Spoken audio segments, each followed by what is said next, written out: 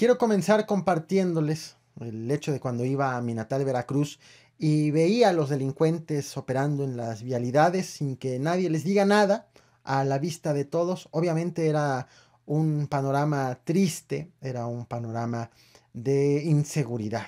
Posteriormente me tocó regresar y ver que las vialidades donde acostumbraba a caminar pues estaban llenas de marinos vigilando en cada cuadra y de alguna manera tampoco me sentía tranquilo. El hecho de ver marinos para reforzar la seguridad, pues hacía evidente que el clima era de inseguridad.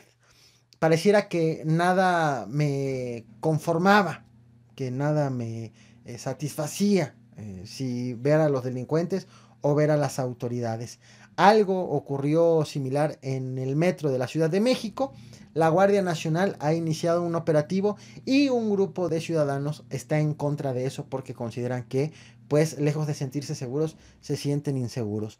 Una reacción curiosa que he experimentado. En el caso de la Guardia Nacional no ha sido así, pero pues que indudablemente saca diversos puntos de vista al respecto. ¿Qué opinas sobre el hecho de ver a las Fuerzas Armadas o en el caso de la Ciudad de México a la Guardia Nacional en donde acostumbras caminar? ¿Te sientes seguro o te sientes inseguro? Bueno, los leo. Bienvenidos al Capo Explica. ¡Comenzamos!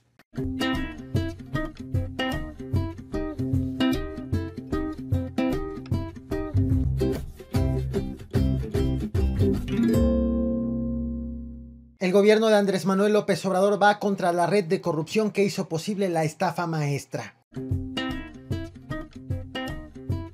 La Unidad de Inteligencia Financiera ha iniciado una investigación contra quienes formaron parte de la estafa maestra, que incluye una denuncia contra Rosario Robles y la investigación de más de 50 empresas.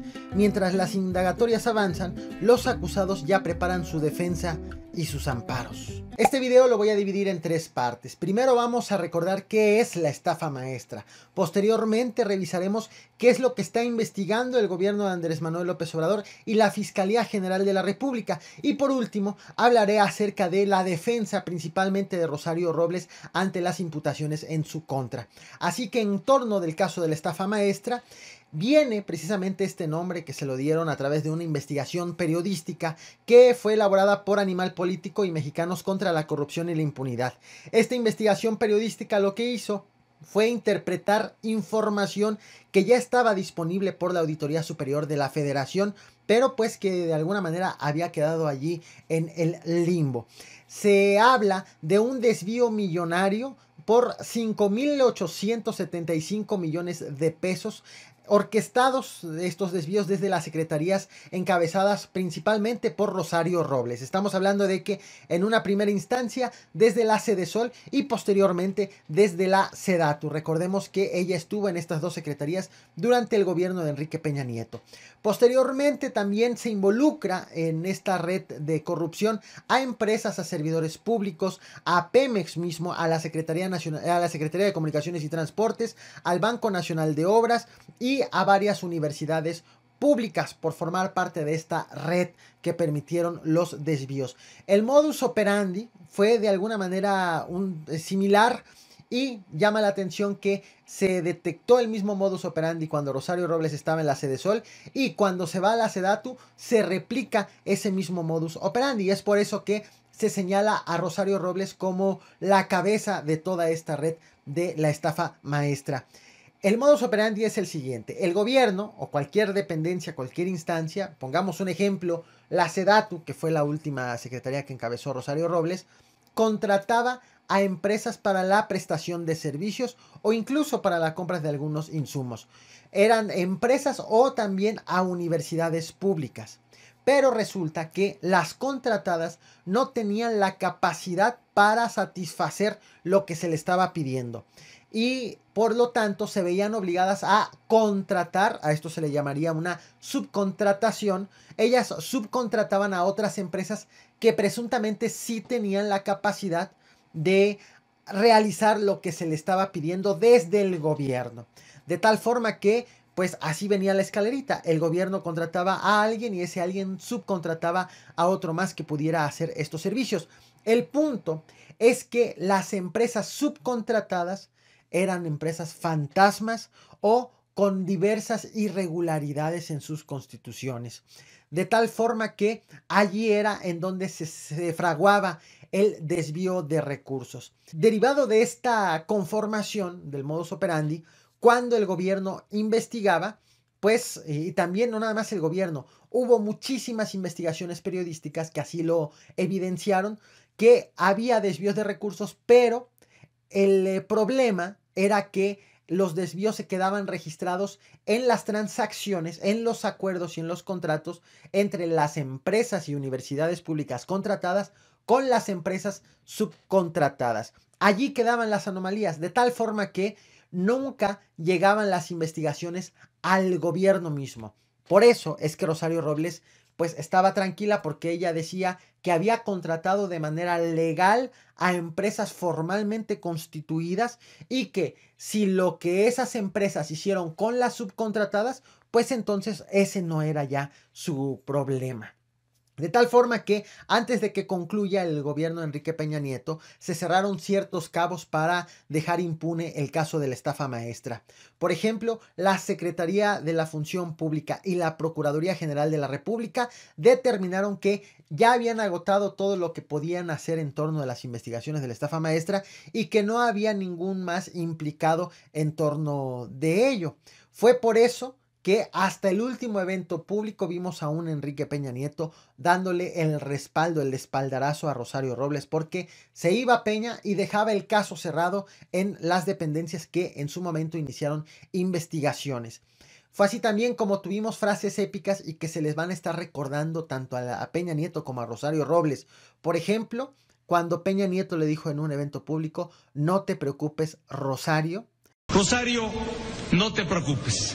Hay que aguantar porque han empezado las críticas, han empezado las descalificaciones de aquellos a quienes ocupa y preocupa la política y las elecciones.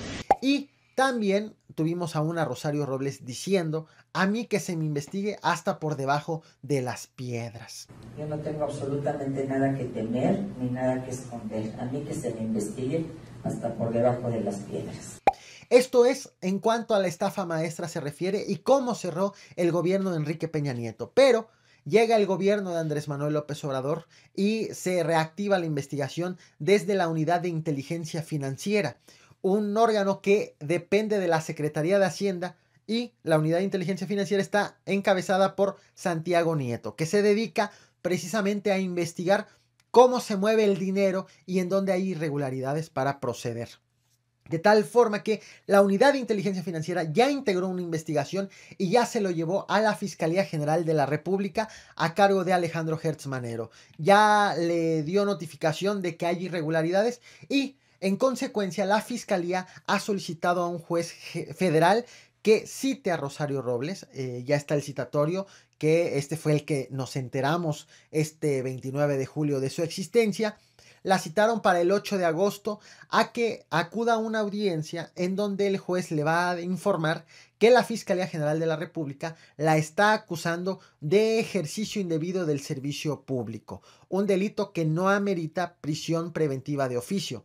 Por lo que, si en condiciones como las que estamos actualmente, Rosario Robles se presenta, le dicen: te están acusando de esto, regrésate a tu casa, y la Fiscalía tiene ciertos meses para armar bien la investigación y nos vemos para ver lo de la manera en cómo te van a acusar, tu defensa, y ver si eres culpable o inocente.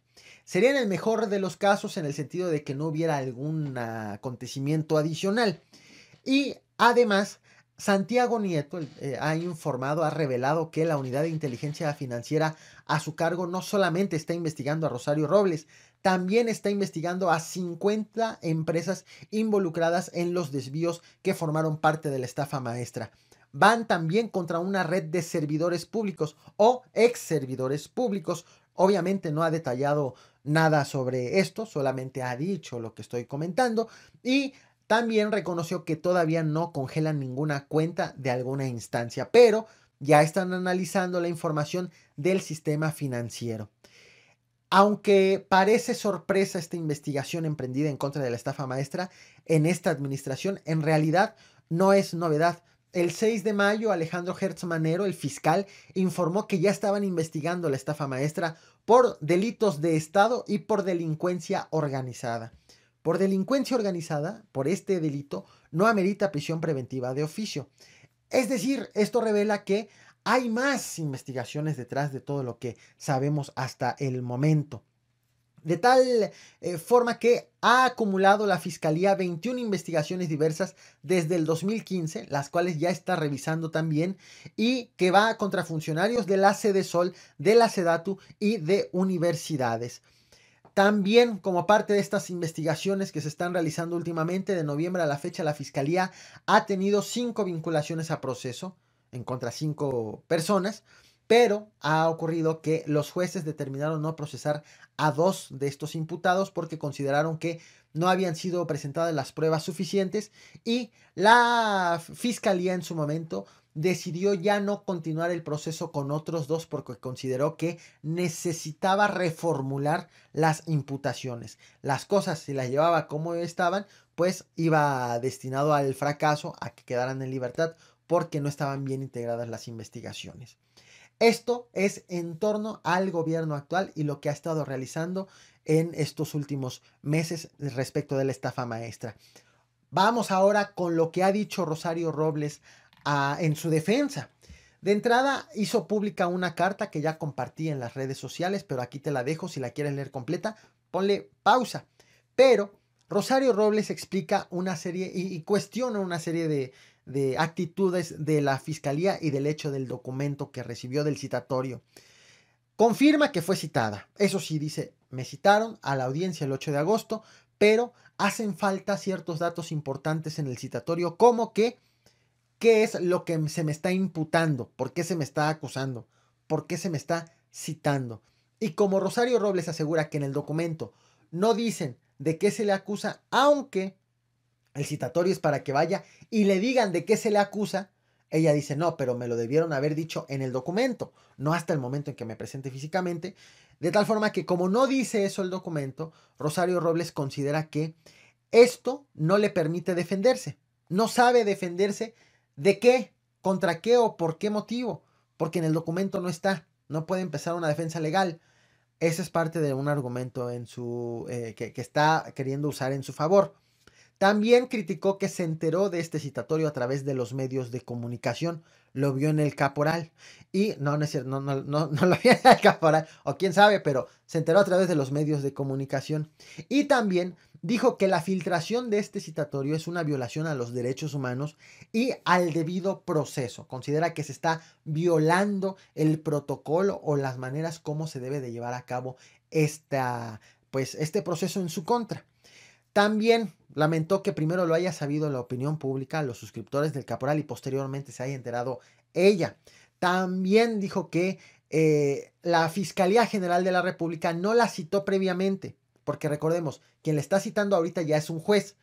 Y dice, pero ¿por qué no me preguntó la Fiscalía antes, mientras estaba haciendo esta investigación? No me dio derecho a audiencia. Y que tampoco ha tenido acceso a la carpeta de investigación, lo cual, pues todos los que estamos siendo objetos de investigación, si así fuera, tenemos derecho a saber qué es lo que nos están investigando. Pero en conclusión, en su carta dice que va a dar la cara y que va a actuar conforme a derecho. Como reflexión final destaco algo. La carta que emite Rosario Robles apunta a querer impugnar la manera en cómo está actuando la Fiscalía General de la República y a querer ampararse al decir que hay un abuso de la autoridad en su actuar. Por lo tanto, aunque al momento en que estoy grabando este video no ha solicitado el amparo, no se descarta esta posibilidad. Incluso cuando estés viendo este video ya lo solicitó. Precisamente por este tema. Por eso es que en la carta enlista una serie de violaciones por parte del actuar de la autoridad. Y entonces ahí sí aplicaría o tendría que aplicar el amparo, salvo ciertas cosas. Santiago Nieto ya explicó, ya tuvo una respuesta a la carta de Rosario Robles y asegura el titular de la Unidad de Inteligencia Financiera que la ley no ampara secrecía por actos de corrupción. que se trata de un derecho de acceso a la información pública, que el derecho al honor a la vida privada de los servidores públicos es más reducida cuando estos incurren en actos de corrupción. En otras palabras, que un amparo no tendría que aplicar en estas circunstancias. Por eso es que si se filtró el citatorio, si se está llevando este tema a la opinión pública, no, de todas maneras, no tendrían que darle el amparo a Rosario Robles. La pregunta es, ¿se lo darán? Bueno, no sorprenda que pida el amparo, que le den un amparo y una suspensión provisional de la detención de Rosario Robles para que sea llevada ante un juez, pero ya veremos, lo cual cabe la prudencia que digan, ok, provisionalmente revisen si hubo una violación en el actuar de la fiscalía, pero lo que va a llamar la atención y donde tenemos que poner los ojos es si le dan la suspensión definitiva de la orden de aprehensión en su defecto, en todo caso de que haya solicitado un amparo. Los ojos deben de estar indudablemente en la actuación de los jefes y en la manera en cómo la Fiscalía General de la República está integrando esta carpeta de investigación y está haciendo estas acusaciones para que tampoco cometa ningún error que permita que Rosario Robles quede libre, quede fuera de esta tremenda y grosera acto de corrupción que tuvimos en el gobierno de Enrique Peña Nieto y que si se les carga más, en una de esas y se llega hasta el mismísimo Enrique Peña Nieto. ¿O qué opinas? Bueno, no olvides dejarme tu opinión en la caja de comentarios, reventar el botón de like, gracias a quienes ya lo reventaron y quienes están viendo el Caporal a Cucharadas y a quienes están viendo también el Caporal Explica. Gracias y vamos con el siguiente tema.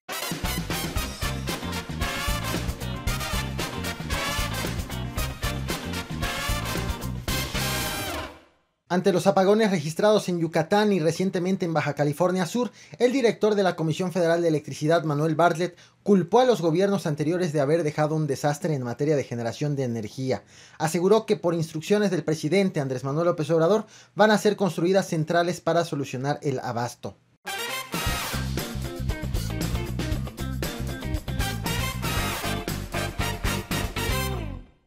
A un día de haber sido aprobada la ley Garrote en el estado de Tabasco, ya empiezan a surgir voces que aseguran que la van a impugnar. Entre esas voces descontentas están ni más ni menos que la de un morenista y de la Comisión Nacional de Derechos Humanos. Tras una serie de críticas, la llamada Ley Garrote fue modificada para focalizar las penas contra quienes obstruyan la realización de obras públicas en Tabasco, como la refinería de Dos Bocas. Pese a que intentaron evitar que las sanciones sean para manifestantes, esto no satisfizo a panistas, al morenista Alejandro Rojas, ni a la CNDH, que en los últimos meses ha tenido desencuentros con el presidente Andrés Manuel López Obrador. Si quieres conocer los detalles de cómo quedó esta llamada Ley Garrote en el estado de Tabasco, te invito a que veas este video, porque le hicieron en efecto modificaciones antes de aprobarla para tratar de desmarcarla de las críticas de que señalaban que pues se trataba de una ley para penalizar la protesta social. Doy por omitidos esos detalles de esos ajustes que quedaron ya en este video y me voy precisamente con lo acontecido posteriormente a lo expresado aquí.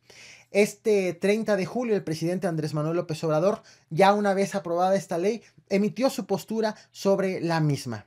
Se estaba abusando, habían extorsiones, corrupción y era necesario poner orden. Creo que ese fue el motivo principal de esta nueva legislación. Desde luego hay que proteger los derechos de los ciudadanos, no puede afectarse el derecho a disentir, el derecho a la manifestación, la libertad en general, ¿no? Luego de esto, empezaron a surgir críticas en contra de esta llamada Ley Garrote, y que son críticas que tienen más que nada una índole política, más que crítica sobre lo que se está haciendo allí. Hay un trasfondo, hay un mensaje de fondo que es finalmente captar votos, principalmente de dos de los opositores a la Ley Garrote. Y empiezo con el más evidente, que es el del Partido Acción Nacional. Marco Cortés informó que va a presentar amparos individuales y colectivos en contra de esta ley, y lo que llama la atención es el mensaje. Dijo que los va a presentar en favor de los tabasqueños, más que en contra de la ley, es en favor de los ciudadanos tabasqueños que quieran defender sus garantías individuales. En resumen, pretende representar a tabasqueños y que tabasqueños se identifiquen con el partido, pues para poder aprovechar esta coyuntura o esta polémica que está surgiendo a través de esta ley.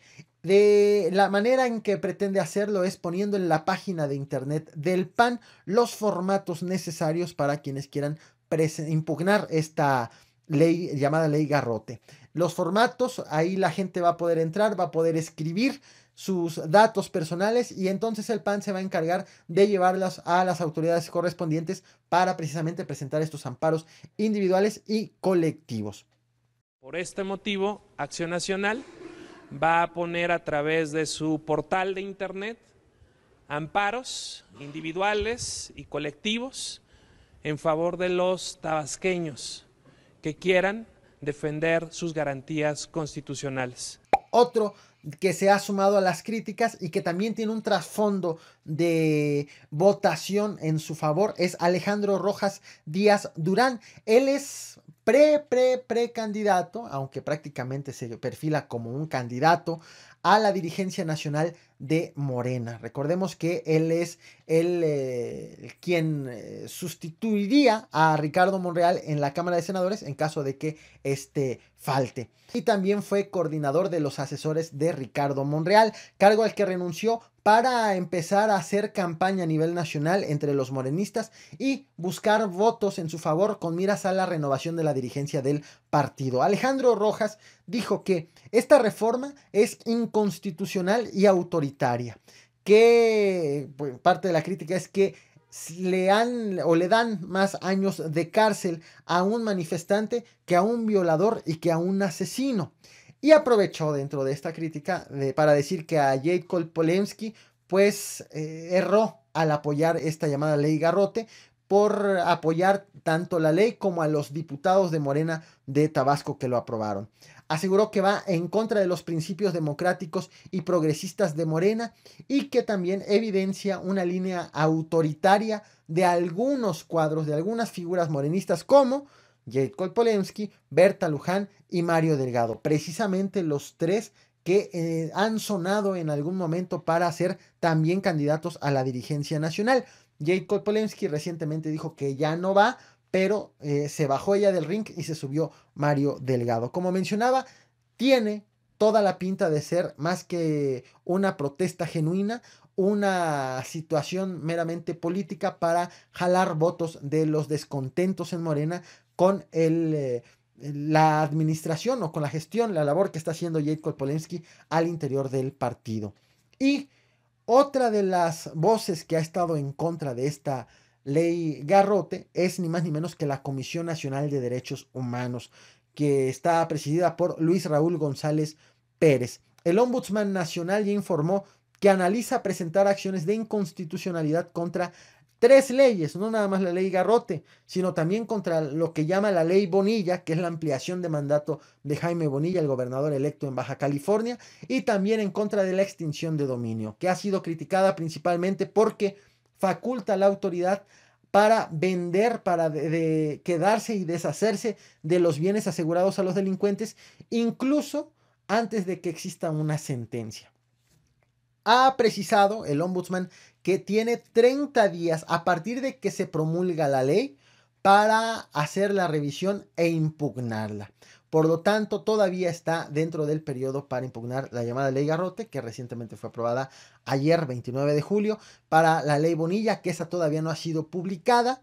Dije impugnada, bueno, me refería a aprobada, a publicada de la Ley Garrote, pero ojo, en el caso de la Ley Garrote, fue aprobada en la Cámara de Diputados, pero hace falta que aparezca en el diario oficial del estado de Tabasco para que comience a entrar en vigor. De la misma manera la Ley Bonilla y de la misma manera la Ley de Extinción de Dominio. Así que el ombudsman asegura que está dentro del tiempo para poder preparar y presentar las impugnaciones. Todavía lo está analizando, ya veremos si termina animándose. Hoy ocurrió también precisamente un encuentro curioso entre el Ombudsman Nacional, Luis Raúl González Pérez, con Alejandro Encinas, quien es subsecretario en materia de derechos humanos que pertenece a la Secretaría de Gobernación. Se encontraron hoy ambos y en una mesa de análisis que se llamó la CNDH y la 4T, que fue convocada por el Colegio de México. En este encuentro, pues prácticamente es la primera vez que se ve después de la polémica derivada de las estancias infantiles, de las diferencias que ha tenido la CNDH con el presidente Andrés Manuel López Obrador. Es la primera vez que se ve con una figura de alto nivel o del mayor nivel que ha tenido encuentro en los últimos días, que fue precisamente Alejandro Encinas. Y hubo una serie de pronunciamientos en torno a estas diferencias que han sostenido. De entrada, el subsecretario reconoció que existieron diferencias entre el Ejecutivo y la CNDH por el caso de las estancias infantiles.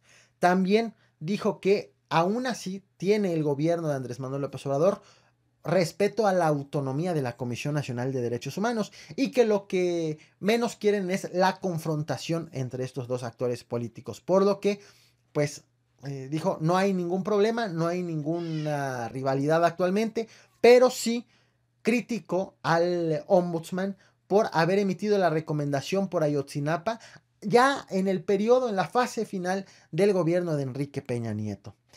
El titular de la CNDH no se quedó con las ganas para también emitir su punto de vista, su crítica hacia el gobierno ante Alejandro Encinas. Dijo que cumplirle o no a la CNDH es cumplirle o no a las víctimas. Aseguró que en el caso de las estancias, que recordemos, la polémica de las estancias se derivó a raíz de una recomendación que emitió la CNDH al gobierno de Andrés Manuel López Obrador por desaparecer ese programa. Si quieres más detalles te invito a que veas este video. Dijo que la crítica a la desaparición del programa de las estancias infantiles no fue tanto por el programa nuevo que se pretende implementar o por la acción de desaparecerlas, sino porque el nuevo programa lo que hace es darle dinero a los padres de los niños, pero no trasciende a el desarrollo de los menores. Aseguró ante Alejandro Encinas que se debe de trascender a lo asistencial. Y también criticó que haya, o al menos dijo que no ayudan las descalificaciones genéricas con desconocimiento de por medio. Obvio, esto era una crítica, un señalamiento al presidente Andrés Manuel López Obrador ante las reiteradas críticas a la labor y a las deficiencias que ha señalado en la labor de la CNDH. Como reflexión final, destaco que en este video he abordado muchos temas. Hubiera podido hacer muchos videos de todo lo que mencioné. Desde el encuentro entre Alejandro Encinas con el titular de la CNDH, desde las impugnaciones y el nuevo ataque de la CNDH hacia leyes impulsadas por gente de Morena, en el caso de Baja California, más del PAN que de Morena, pero bueno, que beneficia a un gobernador electo de Morena, y en el caso de la ley de extinción de dominio y la ley Garrote. Muchos temas, pero que indudablemente para aterrizarlo en cuanto al caso de la ley Bonilla, es si la ley Garrote, es si la ley Garrote no viola ningún derecho humano, ninguno de los derechos humanos, no es anticonstitucional, reciba las impugnaciones, reciba los señalamientos, reciba las acciones de inconstitucionalidad, reciba lo que reciba, va a salir bien librada. De tal forma que pues estaremos al tanto de cómo van pues llevando agua a su molino a la oposición o ciertos grupos, como en el caso de Alejandro Rojas, con miras a la renovación de la dirigencia, y ya veremos pues qué tanto logran capitalizar de esta polémica. Lamentable que lejos de estar en verdad preocupados en el caso de los políticos, lejos de estar preocupados por hacer de este país mejor, todo lo estén haciendo para capitalizar ciertos descontentos. Pero bueno, estaremos al tanto. ¿Tú qué opinas al respecto? Bueno, no olvides dejar tu opinión en la caja de comentarios. Recuerda que es la más importante. Muchas gracias por ver este video hasta el final y por reventar el botón de like. A quienes están viendo el Caporal a Cucharadas, nuevamente gracias. Y a quienes ven la transmisión completa, el Capo Explica, vamos con el siguiente tema.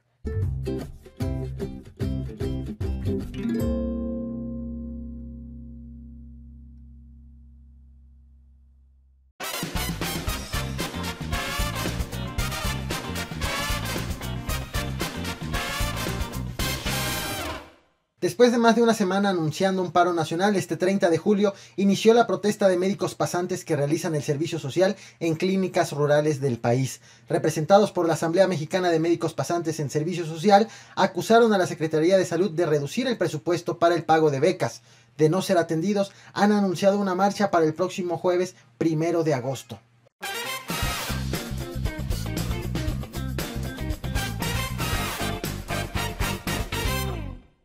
Personal del gobierno federal ya comenzó a dar acceso a los medios de comunicación a la mansión que le fue asegurada a Shenli Yegón y ya informaron a quién le perteneció este inmueble.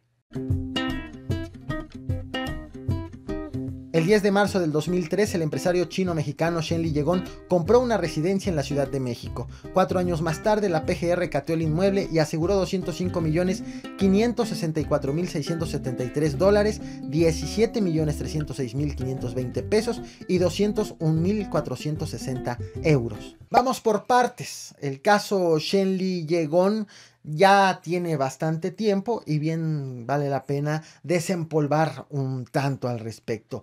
Resulta que la Procuraduría General de la República estaba buscando a este empresario porque acusaba que era proveedor de precursores químicos para los cárteles de Sinaloa y de Jalisco Nueva Generación. Realizó un cateo en la mansión de Shenli Yegón y cuando lo hizo, el empresario ya había escapado a los Estados Unidos. Aún así, aseguró tanto el dinero encontrado en el inmueble como el inmueble mismo. Y la Procuraduría General de la República publicó un edicto para advertir que si nadie reclamaba esa mansión y el dinero en 90 días, entonces iban a quedar en favor de la Federación. Shenli Yegón decidió no reclamar como propio el inmueble, pero sí reclamó el dinero. Tras un proceso judicial largo, terminó perdiendo todo, tanto el inmueble como los millones que fueron encontrados en él. En marzo del 2012, el Servicio de Administración y Enajenación de Bienes, ese que actualmente es llamado Instituto para Devolver al Pueblo lo Robado, le informó a la Procuraduría General de la República que la mansión asegurada iba a quedar bajo la administración de la PGR. Y es así como se llega al gobierno de Andrés Manuel López Obrador, que teniendo en su poder, pues informa que pretenden subastar esta mansión en 95 millones de pesos, equivalentes a $4.980.260. Esta cifra es 4 veces mayor que lo que le costó a Shenli Yegón en su momento. Shenli Yegón la compró en $985,000. Esto evidencia precisamente cómo se ha venido encareciendo el inmueble en la zona por estar ubicado en una de las zonas más exclusivas de la Ciudad de México. Se encuentra en Sierra Madre 515, Bosques de las Lomas. En cuanto a la compra de esa mansión por parte del empresario Shenli Yegón, fue una operación fedatada ante la Notaría Pública 116, la cual está a cargo de Ignacio Morales Lechuga. Él fue quien dio fe al proceso de compra-venta de este inmueble. Shenli Yegón se la compró a Germán Corona del Rosal. Él es hijo del general Alfonso Corona del Rosal, quien fue gerente de la Ciudad de México de 1966 a 1970. Recordemos, para entonces no había jefe de gobierno, sino se le llamaba gerente y era designado por el presidente de la República. En aquella ocasión, el presidente era Gustavo Díaz Ordaz. Ese es el servidor público a quien le perteneció la casa de Shenli Yegón, según información de empleados del gobierno federal que también están dando acceso a esta residencia a varios medios para que la compartan y la puedan conocer pues las demás, su audiencia. Esto es el entorno, y como reflexión final destaco cómo hay toda una historia de corrupción y de dudas en torno al caso de Shen Li Yegon, más que del inmueble, porque el inmueble finalmente ahí está, pero del gasto de ese dinero a través de las dependencias en las cuales se repartieron los recursos. Ya dijo el presidente, no vamos a investigar cómo se gastó, pero si ustedes piden información vía transparencia, entonces pues igual y algo sale. ¿Qué opinas en torno de este tema? Bueno, no olvides dejar tu opinión en la caja de comentarios, reventar el botón de like. Gracias a quienes han visto este video tanto en el Caporal a Cucharadas como en el Capo Explica. Nuevamente muchas gracias y nos vemos a quienes están viendo la transmisión en el estreno. Nos vemos en unos minutos en el Caporal Nocturno. Gracias.